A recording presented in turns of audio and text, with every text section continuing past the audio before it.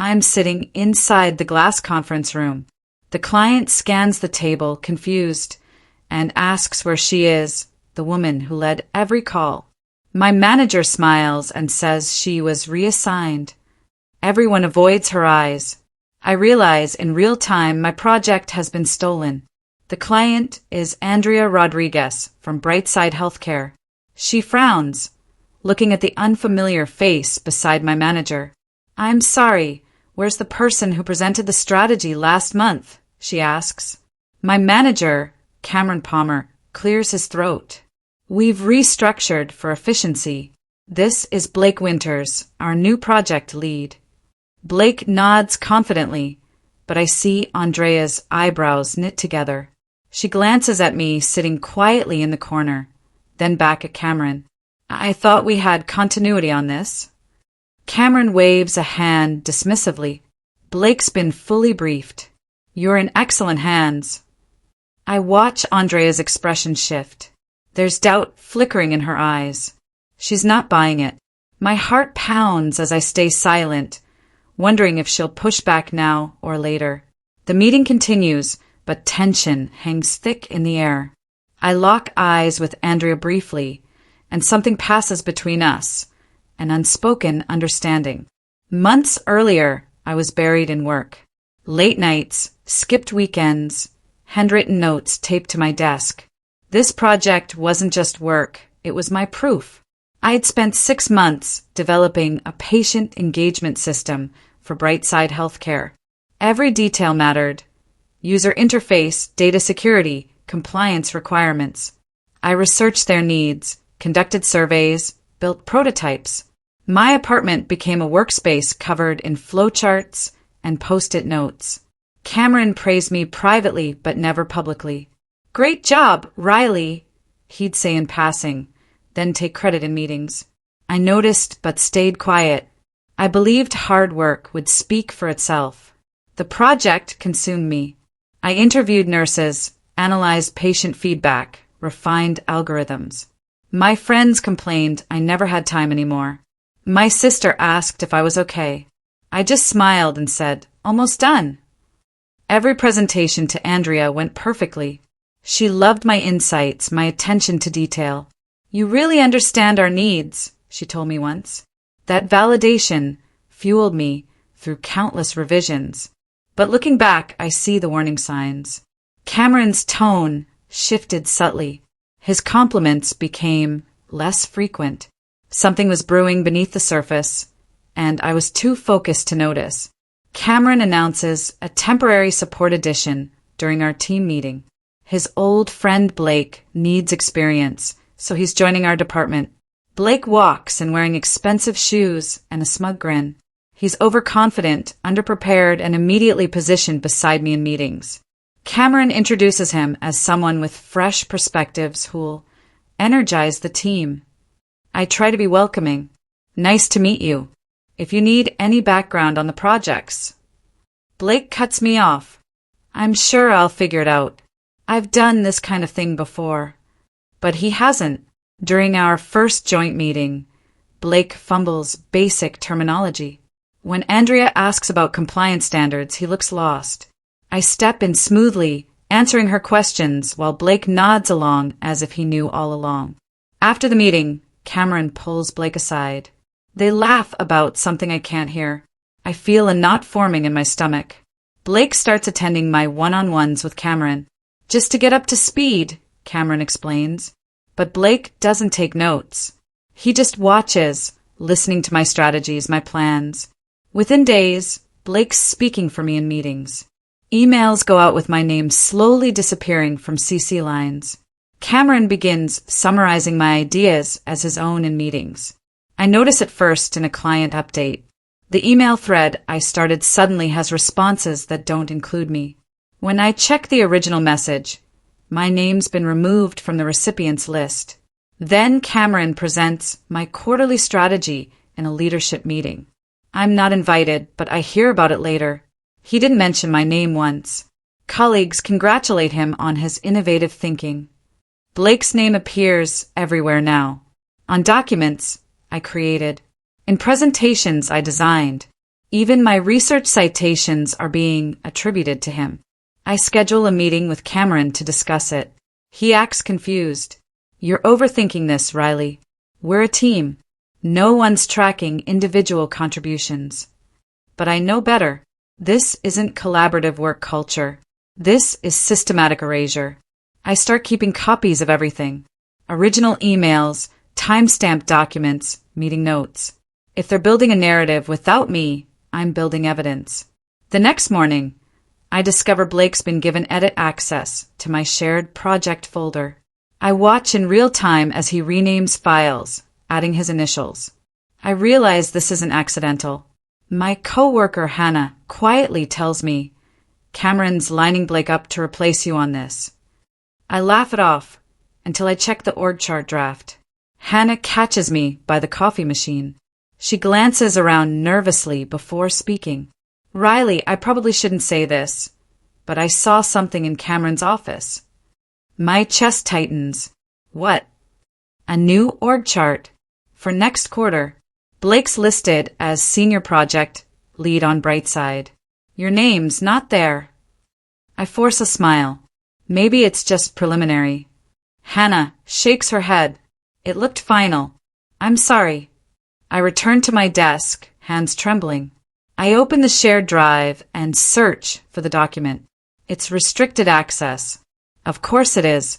That evening I stay late. Cameron and Blake leave together, laughing about dinner plans. Once they're gone, I check Cameron's meeting calendar. There's a recurring appointment labeled transition planning. My throat goes dry. I screenshot everything I can access. At home, I pore over my employment contract. Nothing protects me explicitly. I've been here 4 years, built relationships, delivered results. But none of that guarantees security. I update my resume just in case. My hands shake as I type. Cameron calls me in, shuts the door, and says I should step back so Blake can shine. He frames it as growth for me. Riley, you've done exceptional work on Brightside. Cameron begins, his tone patronizing. But I think it's time for you to focus on other opportunities. I blink. What do you mean? Blake needs high-profile projects to develop his skills. You're already established. This is about team growth. My stomach drops. You're removing me from the project I built? Cameron leans back. Not removing. Transitioning. You'll still consult as needed. But Blake will interface with the client moving forward. Every word feels like a slap. Cameron, I've worked on this for 6 months. Andrea knows me. The system reflects my research. And that foundation will help Blake succeed, he interrupts smoothly. Think of it as mentorship. I sit in stunned silence. He's actually doing this. I need you to be a team player here, Cameron adds. For the good of the department. I swallow hard, weighing my options. If I fight now, I'll lose. So I say calmly, okay. Cameron smiles, satisfied. I knew you'd understand. But I don't. I'm just planning my next move. That night, I don't rage. I organize emails, timelines, and approvals. Not for revenge, for clarity. I sit at my kitchen table with my laptop, methodically creating folders. Original proposals, client communications, Cameron's acknowledgements. Each document gets sorted, timestamped, backed up. I find an email from 8 months ago where Cameron wrote, Riley's strategic vision is exactly what we need for Brightside. I save 3 copies. I compile meeting notes showing I led every client interaction. I gather Andrea's direct compliments. Your understanding of our workflow is impressive. This solution addresses exactly what we discussed. I'm grateful for your dedication. My project documentation has my digital signature throughout. Design mock-ups, technical specifications, implementation timelines, all traceable to me. I'm not doing this out of anger. I'm doing it because the truth matters. If Cameron wants to rewrite history, he'll face facts. Around midnight, I discover something interesting. Blake's LinkedIn profile claims experience he doesn't have, projects he never touched, skills he's never demonstrated. I screenshot everything. Then I realize how much power I actually have. They need me to stay quiet. They need me to hand over my knowledge without resistance. They need my cooperation. But cooperation is a choice. I sit in meetings silently as Blake fumbles questions I've answered 100 times. Andrea grows visibly frustrated. The first meeting without me as lead is painful to watch. Blake stumbles through the presentation, using buzzwords incorrectly. He mispronounces technical terms. Andrea interrupts. Can you clarify the data migration timeline? Blake shuffles papers. Well, we're looking at standard protocols. Which protocols specifically? She presses. Blake glances at me. I maintain a neutral expression, offering nothing.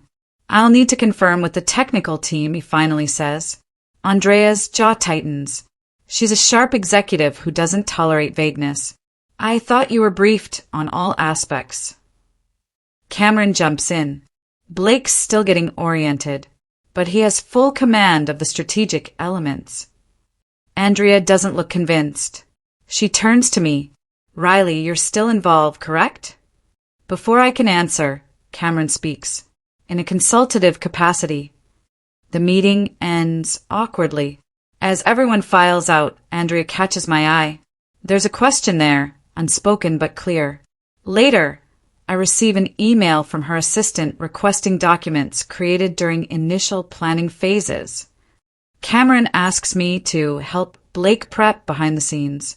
I do, professionally, briefly, and without saving him from mistakes.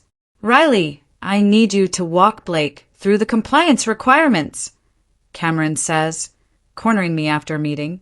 I nod. Sure. In the conference room, Blake leans back casually. So just give me the highlights. I open my notebook. The healthcare data regulations require specific encryption standards. HIPAA compliance means... Yeah, I know HIPAA, Blake interrupts. Okay, then you understand the patient consent workflows need. Just send me your notes, he cuts in again. I'll review them. I close my notebook. The notes are technical. You'll need context. Blake waves dismissively. I've handled bigger projects than this. I don't argue. Instead, I send him a basic summary, accurate but incomplete. The crucial details, the nuances that prevent costly mistakes, those stay with me. 2 days later, Blake submits a proposal to Andrea with a compliance error. Not huge, but noticeable. Her response is curt. Please revise and resubmit. Cameron storms over. Why didn't you catch this? I look up calmly. I wasn't asked to review the proposal. His face reddens, but he can't argue. Andrea calls me directly, apologizing for the confusion and asking if I'm still involved. My phone buzzes during lunch. Unknown number. I answer cautiously. Riley? It's Andrea Rodriguez. My heart skips. Hi, Andrea. I'm calling because I'm a bit confused about the project status. Blake submitted a revised proposal, but it doesn't align with our previous discussions. I choose my words carefully. I'm still with the company, but my role has shifted. Shifted how? Her tone is sharp. Cameron felt Blake should take the lead. There's a long pause. I see. And you're comfortable with that? I can't criticize my manager to a client. I'm here to support however needed. Riley, I'll be direct. You understood our needs from day one. Blake seems less familiar. What's really happening? I take a breath. Organizational changes. But my documentation and research are available to the team. Another pause. I'd like you in our next meeting. Directly. I'll check with Cameron. I'm not asking Cameron. I'm telling you. This is my project too. After we hang up, I sit in my car processing. Andrea just went around my manager. This changes everything. Cameron storms to my desk, furious that Andrea reached out. He accuses me of undermining leadership. Did you contact Andrea directly? Cameron demands, his voice low but intense. I look up calmly. No, she called me. And what did you tell her? That my role had shifted, that you felt Blake should lead. His eyes narrow. What else? She asked if I'd attend the next meeting. I said I'd check with you. Cameron's jaw clenches. You're making me look incompetent. I answered her questions honestly. You're undermining my decisions, he hisses. I put Blake in charge for good reasons, and you're sabotaging him by staying involved. I keep my voice steady. Andrea requested my presence. That's not sabotage. It is when you make Blake look bad by comparison. I've barely spoken in meetings. Exactly. Your silence is deliberate. You're making him uncomfortable. The accusation is absurd. I'm being blamed for not helping enough and for helping too much simultaneously. Cameron leans closer. I'm looping in HR. This behavior needs to be addressed. My stomach drops, but I maintain composure. Okay. He storms off. Within an hour, I receive a meeting invitation from HR for tomorrow morning. HR treats it like a communication issue. I realize the system won't save me, so I stop expecting it to. The HR representative, Patricia Wong, smiles pleasantly. Riley, Cameron expressed concerns about team dynamics. Can you share your perspective? I explained calmly. Andrea called me. I answered professionally. I've supported Blake as requested. Patricia nods, taking notes. And do you feel your transition from the project was handled appropriately? I pause. This is a trap. If I complain, I'm difficult. If I agree, I validate Cameron's actions. I would have appreciated more notice, I say carefully. Patricia writes something down. Communication is important. Moving forward, let's ensure everyone's on the same page. It's a non-solution. HR isn't investigating whether Cameron's decision was fair. They're managing potential conflict. Is there anything else you need from me? I ask. Just continue being a team player, Patricia says warmly. I leave understanding the reality. HR protects the company, not me. Cameron has authority. Blake is his friend. I'm expendable. That night, I update my resume properly. I research other companies. I reach out to my network quietly. The system won't save me, so I'll save myself. A former colleague reaches out about a role elsewhere, one that values my exact experience. My phone buzzes with a LinkedIn message. Hey Riley, long time. We have an opening that's perfect for you. Interested in chatting? It's Amber Foster from my previous company. We worked together years ago before she moved to Crestview Solutions. I respond immediately. Within hours, we're on a call. We need someone with healthcare tech experience, Amber explains. Someone who understands patient systems, compliance, the whole picture. Your background is exactly what we're looking for. My heart races. What's the role? Senior Solutions Architect. You'd lead projects from conception through implementation. Real autonomy, supportive team.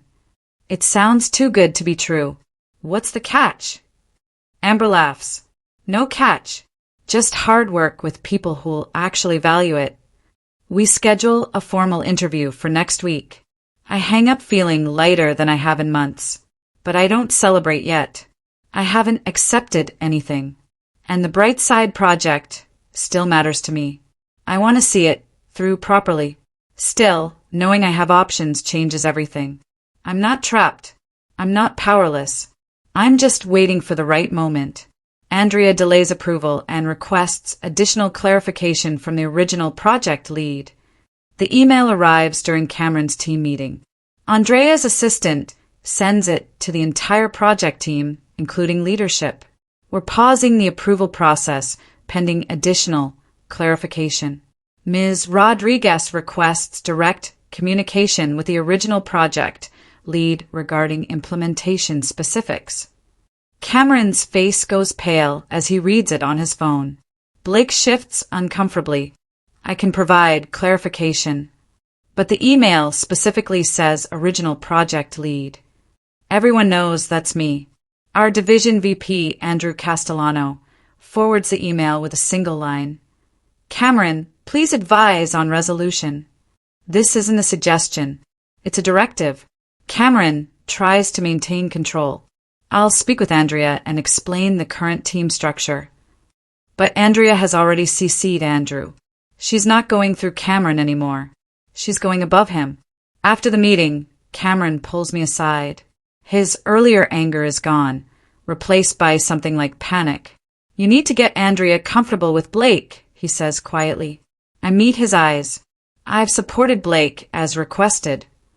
Then do more. What would you like me to do? He has no answer, because the problem isn't my support. It's Blake's capability. Cameron claims I'm unavailable due to workload.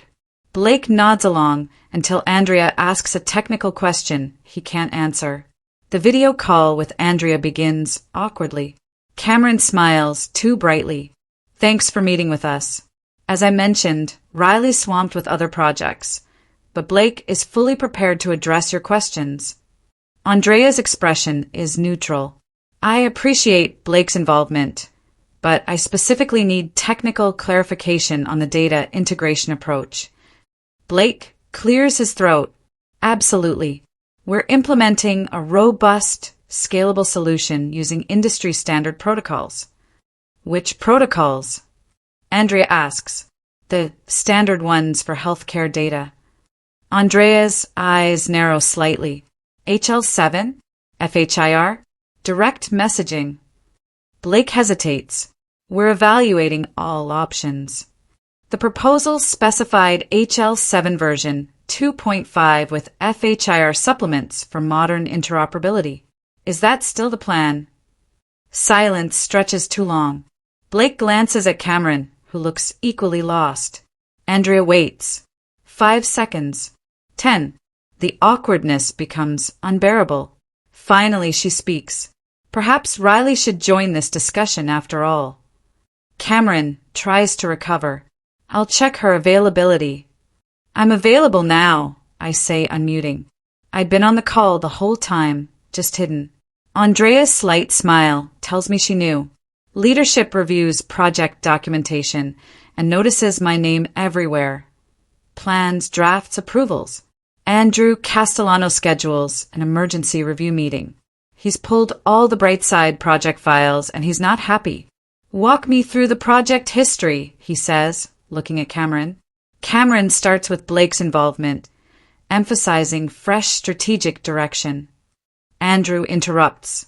I'm seeing Riley's name on every document from the past 6 months.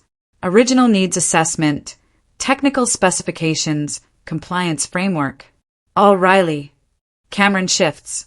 She did the initial groundwork, yes. Initial groundwork. Andrew scrolls through his tablet. She presented to the client monthly. She built the entire solution architecture. She secured their verbal commitment. Blake brought new perspectives. What perspectives? Andrew's voice is sharp. I'm looking at Blake's contributions.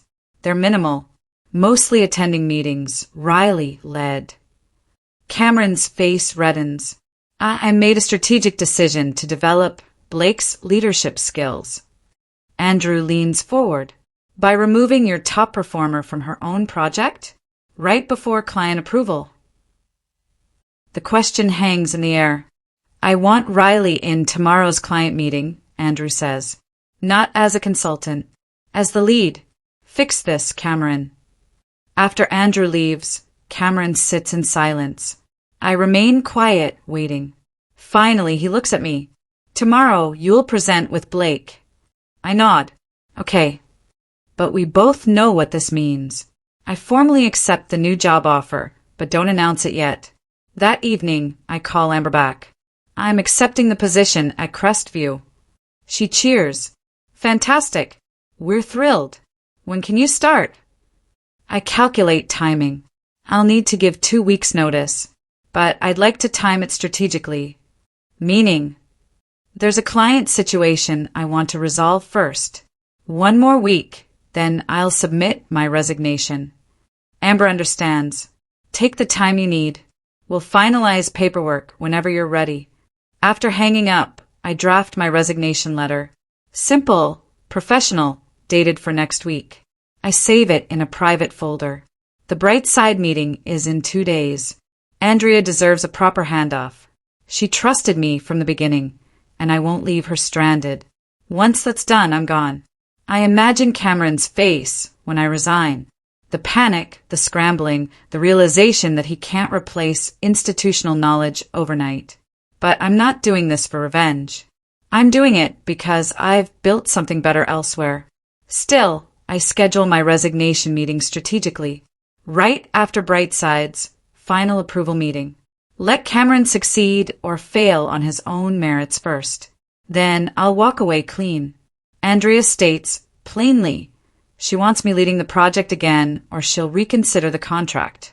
The call comes directly to Andrew Castellano, but he puts it on speaker with Cameron present.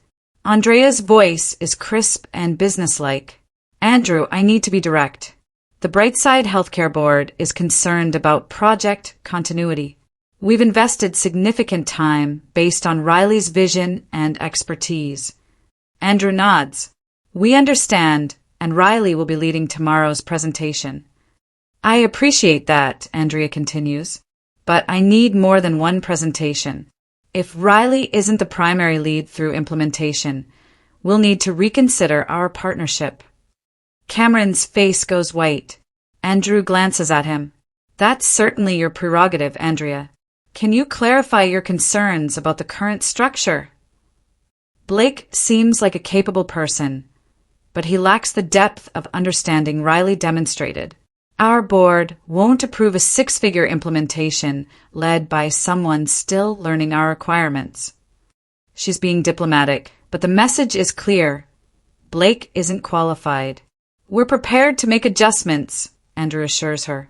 After the call ends, Cameron sits frozen. This contract is worth millions. Losing it would be catastrophic.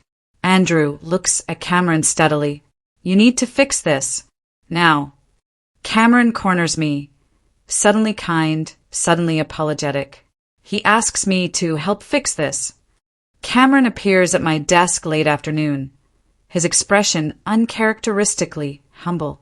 Riley, can we talk? Privately. In a conference room, he closes the door and sighs. I made a mistake. I wait silently. I should have communicated the transition better. I should have kept you more involved. He pauses. I need your help fixing this situation with Andrea. What do you need? I ask neutrally. Tomorrow's presentation.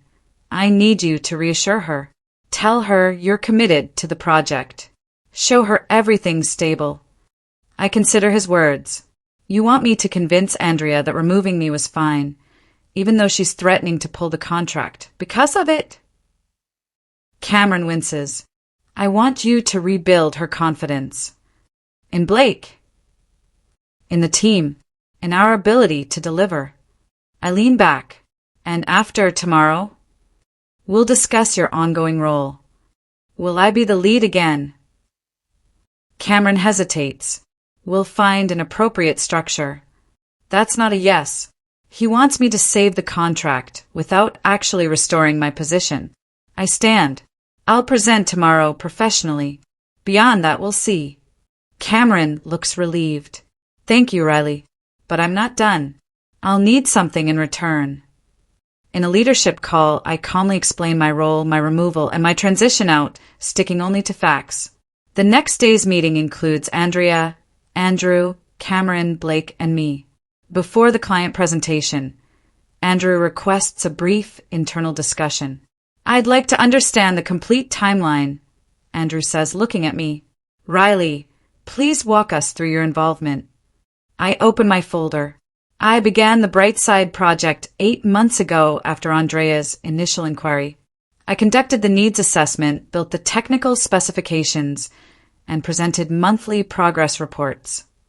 I pull up emails showing Andrea's direct praise for my work. 6 weeks ago, Cameron transitioned the project lead role to Blake. I was told to step back for his development. I continued supporting as requested until Andrea expressed concerns about continuity. Andrew nods. And you're planning to stay with the company? I take a breath. I have accepted a position at Crestview Solutions. My last day will be 2 weeks from today. The room goes silent. Cameron's face shows shock and anger. You're quitting. I'm transitioning to an opportunity that values my experience. Andrea speaks from the screen. When did you accept this position? Recently, after the project transition made my role unclear. She nods slowly, understanding exactly what happened. Andrew looks at Cameron. You removed her, then lost her entirely. Asked to explain decisions, Blake contradicts himself. His lack of understanding becomes undeniable. Andrew turns to Blake. Explain your vision for the bright side implementation. Blake straightens. We're focusing on user engagement through streamlined interfaces and data-driven insights. Be specific, Andrew presses. Well, the patient portal will feature intuitive navigation. Which you're building how? Blake fumbles. Standard development frameworks. Andrea interrupts. The proposal specified a custom React framework with accessibility compliance. Is that changing? No, we're using React, Blake says quickly. With WCAG 2.1 AA standards, she asks. Of course. And the back-end integration? Blake hesitates. REST APIs for data exchange. The proposal mentioned GraphQL for complex queries, Andrea notes. Right, GraphQL. That's what I meant.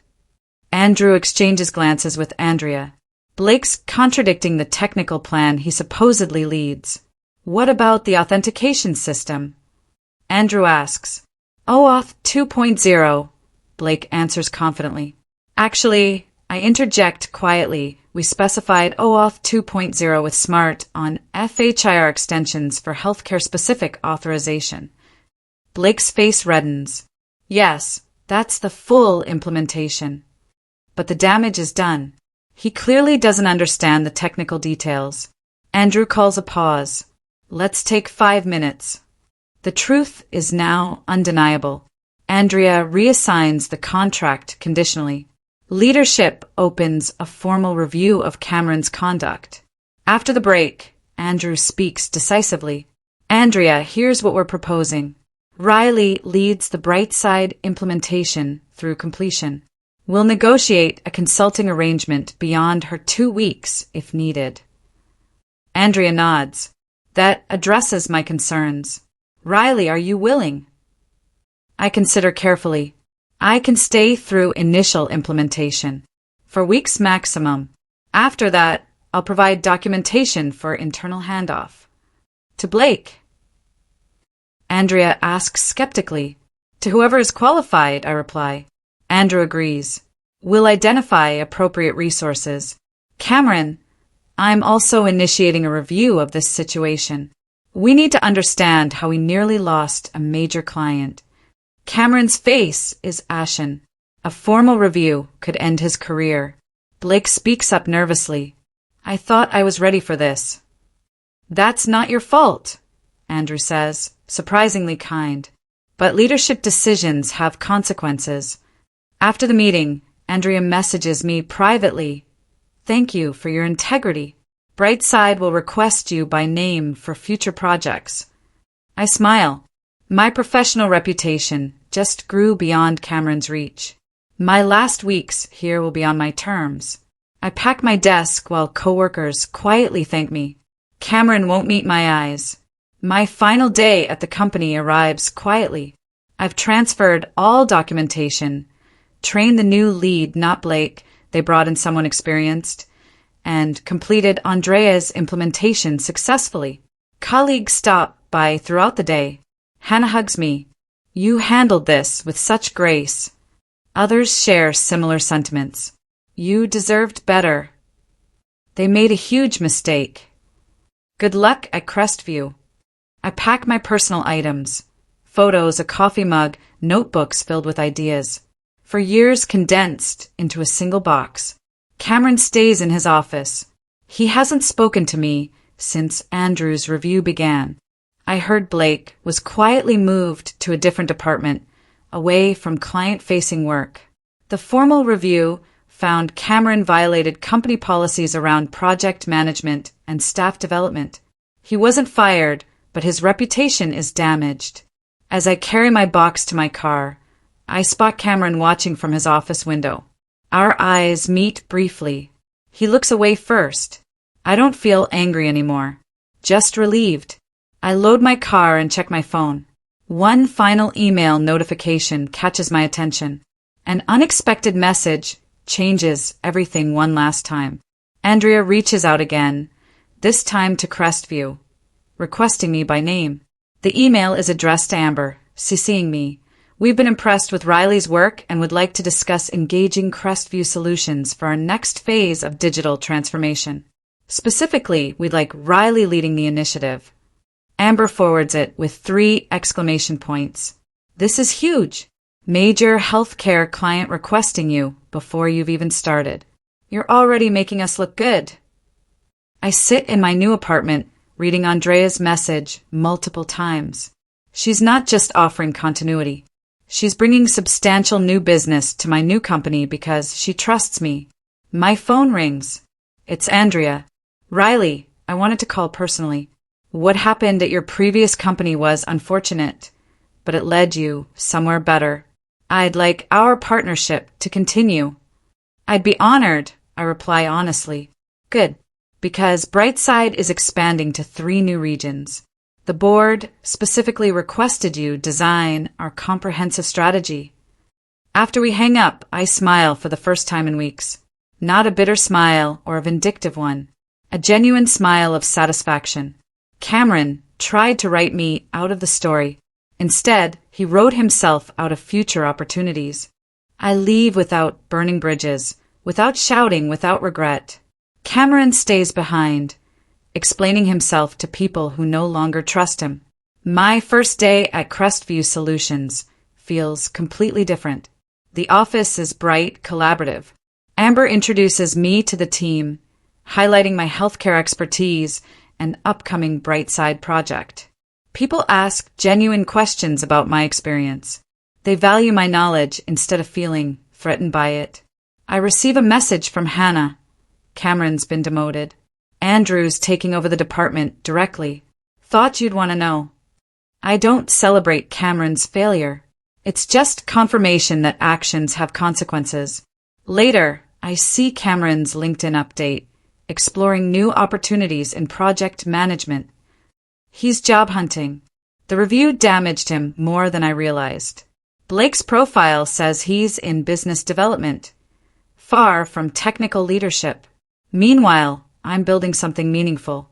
Andrea's expansion project is challenging and exciting. Crestview's leadership trusts me completely. I didn't take revenge. I didn't need to sabotage anyone or expose secrets publicly. I just did excellent work, documented everything, and waited for the truth to surface. Cameron stayed behind, explaining himself to people who no longer trust him. I walked away to people who value what I bring. In the end, I didn't take revenge. I took my worth and left him with the consequences.